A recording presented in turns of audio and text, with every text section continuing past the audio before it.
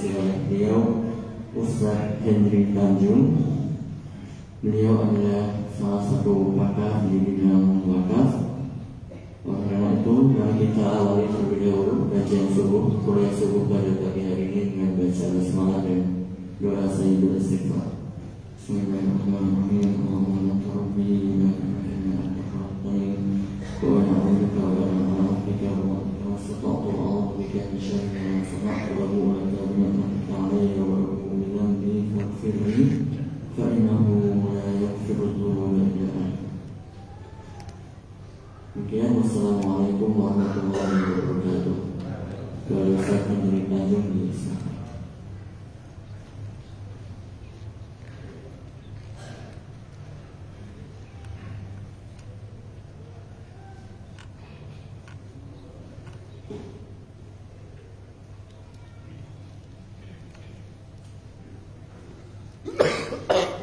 Bismillahirrahmanirrahim. Assalamualaikum warahmatullahi wabarakatuh. Alhamdulillahirabbil alamin. Nahmaduhu wa nasta'inuhu wa nastaghfiruh wa na'udzu billahi min shururi anfusina wa min sayyiati a'malina. May yahdihillahu fala mudilla lahu wa may yudlil fala hadiya lahu. Asyhadu an la ilaha illallah wa asyhadu anna Muhammadan abduhu wa rasuluhu la nabiyya ba'dahu. Kita aturkan syukur kehadirat Allah Subhanahu wa taala di mana pada subuh ini kita dapat salat subuh berjamaah, suatu kenikmatan yang insya Allah kita akan terus nikmati sampai akhir hayat kita. Amin amin ya rabbal alamin. Jamaah salat subuh yang insya Allah dimulakan oleh Allah Subhanahu wa taala. Dalam rakaat pertama tadi imam membaca surat Ali Imran ayat 195. Sebenarnya panjang beliau baca, tapi saya mengutip ayat 195 karena itu terkait dengan hijrah, tahun baru hijrah yang baru saja kita laksanakan. Tadi imam membaca A'udzubillahi minasyaitonirrajim, fastajaba lahum rabbuhum anni la udhi'u amala 'amilin minkum min dzakarin aw unsa ba'dukum min ba'd. Falladzina hajaru wa ukhriju min diyarihim wa udhu fi sabili wa qatalu wa qutilu law kafiran anhum sayyi'atihim wa law adkhilannahum jannatin tajri min tahtiha al-anhar sawaban min 'indillah wallahu 'indahu husnul thawab. Ini adalah suatu jawaban Allah terhadap orang-orang yang berdoa, semoga di dalam doa sebelum ayat ini ada doa yang meminta agar orang-orang yang beriman diwafatkan bersama orang-orang yang baik-baik. Mudah-mudahan kita juga diwafatkan bersama orang-orang yang baik-baik. Amin amin ya rabbal alamin. Jamaah salat subuh yang berbahagia, hijrah merupakan tonggak sejarah Islam. Hijrah merupakan sejarah peradaban wakaf. Tadi dikenalkan saya anggota Badan Wakaf Indonesia 2017 sampai 2024. Setelah saya mempelajari bagaimana peradaban wakaf, ternyata peradaban wakaf itu dimulai dari peradaban Islam. Begitu Rasulullah hijrah dari Makkah ke Madinah, yang pertama Rasulullah bangun sebelum sampai di Madinah adalah masjid, yaitu Masjid Quba. Setelah Rasulullah membangun Masjid Quba, Rasulullah sampai ke Madinah membangun lagi Masjid Nabawi, yang semuanya itu adalah wakaf. Menariknya, setelah membangun Masjid Nabawi, Rasulullah membangun apa? Rasulullah membangun pasar, dan pasar ini adalah pasar wakaf. Ada ceritanya, ketika itu para sahabat pedagang-pedagang muslim hijrah dari Makkah ke Madinah. Sampai di Madinah yang namanya saudagar-saudagar seperti Abdurrahman bin Auf dan yang lain itu ingin dagang di pasar Yahudi Yasrib. Ya. Nah, begitu sampai di situ diberlakukan pungutan retribusi yang sangat besar masuk pasar itu, sehingga Abdurrahman bin Auf berpikir, kalau saya masuk pasar itu, kalau saya jual barang, maka barang saya tidak akan bersaing harganya karena retribusi yang sangat besar. Akhirnya sahabat ramai-ramai mendatangi Rasulullah dan minta Rasulullah, ya Rasulullah, kita bangun pasar baru ya Rasulullah. Lalu Rasulullah angkat kedua tangannya mendoakan pasar yang baru ini, yaitu pasar wakaf. Di dalam pasar wakaf ini dibuat aturan-aturan yang baru. Aturan pertama, tidak ada pungutan orang masuk pasar. Di mana saja dia dagang di situ tidak ada retribusi. Hanya nanti begitu dia dagangnya untung, dia bayar zakat. Itu saja. Yang kedua, tidak boleh pesan tempat. Karena pasar dulu tidak permanen seperti bazar-bazar di kita. Ada pasar Senin, ada pasar Selasa, ada pasar, jadi pindah-pindah. Jadi tidak boleh kan mesan tempat. Jadi begitu orang masuk dia boleh pilih tempat di mana saja.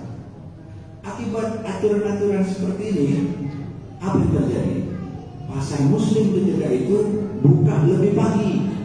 Kenapa? Begitu orang sholat subuh langsung fantasi firman. Langsung masuk pasar buka lebih pagi. Kenapa? Karena mau beli tempat. Akhirnya lebih pagi. Kemudian harga lebih murah. Kenapa? Karena tidak ada pungutan. Akhirnya apa yang terjadi? Yang terjadi adalah pasar Muslim laku keras dan pasar Yahudi Yasrib bangkrut. Kenapa bangkrut? Mereka buka lebih siang, tapi lebih mahal. Ini sederhana skala ekonomi. Ketika pasar itu harganya lebih murah, orang pasti akan datang ke situ. Masya Allah, pasar ini kemudian berkembang dan ekonomi Madinah kemudian menjadi hebat.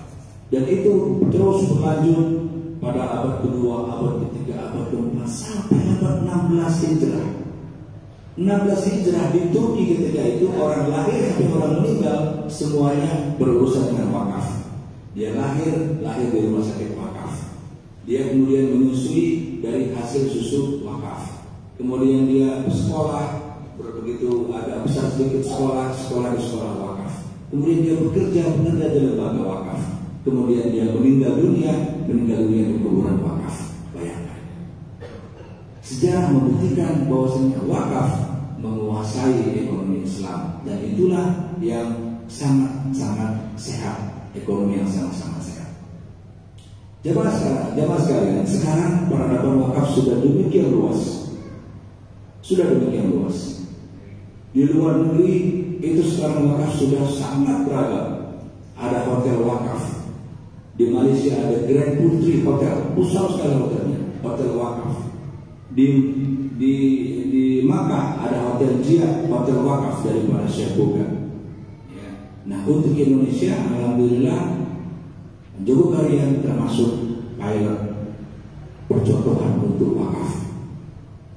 Alhamdulillah sudah punya hotel wakaf, sudah punya pesawat wakaf dan lain-lain. Banyak sekali yang sudah dimiliki oleh Jogokarian dan semuanya adalah untuk umat. Nah, para jemaah sekalian, pertanyaannya adalah kenapa kita harus berwakaf? Ya kan? Kenapa kita harus berwakaf? Harta-harta saya yang cari-cari saya, kenapa saya harus wakafkan? Karena apa? Karena Allah berfirman dalam surat Ali Imran ayat 92, "A'udzubillahi minasyaitonir rajim, lan yanalul birra hatta tunfiqu mimma tuhibbun. Wa ma tunfiqu min syai'in fa innallaha bihi alim." Tidak akan sampai derajatmu kepada kesempurnaan kebaikan. Jadi kalau kita mau mengejar kesempurnaan hanya ada di wakaf, tidak akan sampai kebaikan itu sempurna sebelum hatta tunfiqu mimma tuhibbun, engkau menginfakkan harta yang paling engkau cintai. Ini berat. Kalau biasanya orang menginfakkan itu harta yang sudah tidak diperlukan infakin, atau sudah tidak lagi dipakai infakin. Ini yang dicintai, diinfakkan. Maka ketika ayat ini turun, namanya sahabat Talha datang kepada Rasulullah, "Ya Rasulullah, aku mendengar ada ayat turun seperti ini." Lalu Rasulullah mengatakan, "Iya, kalau begitu ya Rasulullah, aku punya aset ABCD." Talha menyebutkan asetnya ABCD. Tapi yang paling aku cintai, kata Abu Talha, itu adalah kebun kurma persis di depan Masjid Nabawi. Ya, persis. Lalu ya Rasulullah, aku wakafkan kebun itu. Ya. Kenapa? Karena para sahabat mengejar akhirat, bukan mengejar dunia. Dunia ini sebatas tidak kita lupakan. Ya, Al-Qasas ke-7 itu mengatakan wabtaghi fima atakallahu darul akhirah wa la tansa nasibaka minad dunya. Kejarlah akhirat dari apa yang sudah Allah berikan kepadamu. Allah berikan kepada kita harta, dengan harta kita kejar akhirat. Allah berikan kepada kita ilmu, dengan ilmu kita kejar akhirat. Allah berikan kepada kita kekuasaan, jabatan, dengan jabatan kita kejar akhirat. Bagaimana dengan dunia? Wala tansa nasibaka minad dunya. Jangan kau lupakan kehidupanmu di dunia. Itu yang pertama. Yang pertama, kenapa kita harus berwakaf? Karena kita ingin mengejar kesempurnaan kebaikan. Yang kedua, untuk kebahagiaan kita. Ini satu hasil riset yang sangat luar biasa dari seorang ahli neuroscience di California. Dia orang Indonesia, orang Bugis, namanya Profesor Tarunekar. Apa yang beliau temukan? Ketika orang berwakaf, berinfak, bersedekah, berzakat dengan ikhlas, ada catatannya dengan ikhlas, maka otaknya akan mengeluarkan hormon yang namanya serotonin.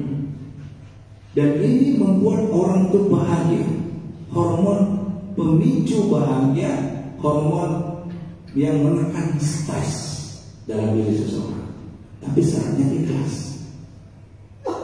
Masya Allah, luar biasa. Otak kita ini jamaah sekalian kecil segini, tapi isinya ada 100 juta sel saraf. Jadi bagaimana untuk memicunya supaya terus bahagia? Dengan memberi ikhlas. Jadi ternyata bahagia itu sederhana. Kita memberi sesuatu, memberi ilmu, memberi harta, memberi nasihat, memberi apapun yang kita mampu memberikan kepada orang lain, tapi catatannya dengan ikhlas. Itu membuat kita bahagia. Jadi kenapa kita harus berwakaf? Jawabannya dua, untuk mengejar kesempurnaan kebaikan kita dan untuk kebahagiaan kita. Selain untuk umat supaya generasi terus berlanjut untuk kehidupan yang lebih baik. Demikian, semoga bermanfaat. Assalamualaikum warahmatullahi wabarakatuh.